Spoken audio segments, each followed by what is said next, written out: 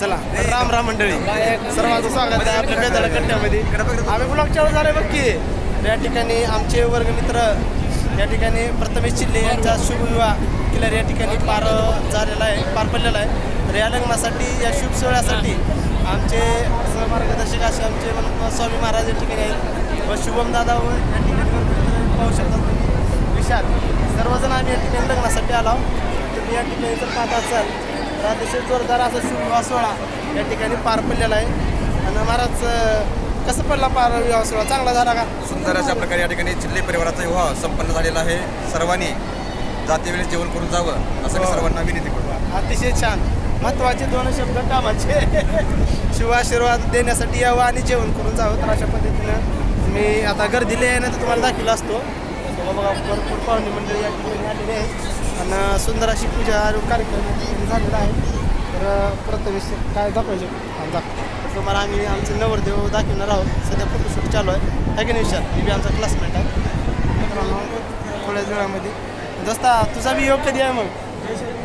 होय दस्ता योग आणा घडून लग्नाचा नाही का बरं? चालू झाले बघायचं.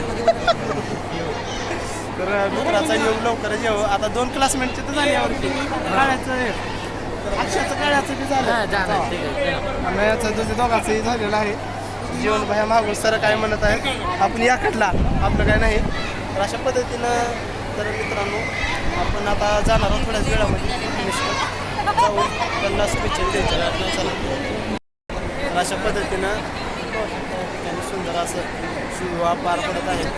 फोटोशूट चालू आहे. तर मग अशा पद्धतीनं फोटोतील काढणं चालू आहे. परंतु आता आपल्याला डायरेक्ट जाऊन त्यांच्याकडून आपल्याला असं म्हणून घ्यायचं आहे की लाईक सबस्क्राईब आपल्या चॅनलला करा आणि जास्तीत जास्त लोकांनी व्हिडिओ बघावं लग्नाचा ही अपेक्षा व्यक्त करणार आहे मी. त्याला जाणार आहे कारण फोटोशूट चालू आहे आमच्या क्लासमध्ये. अशा पद्धतीनं तर चला जायचं आपल्याकडं. तर मित्रांनो बघा बघला मॅनेजर प्रथमेश आपल्या सबस्क्रायबर सांगा लाईक सबस्क्राईब करा मग सांगा.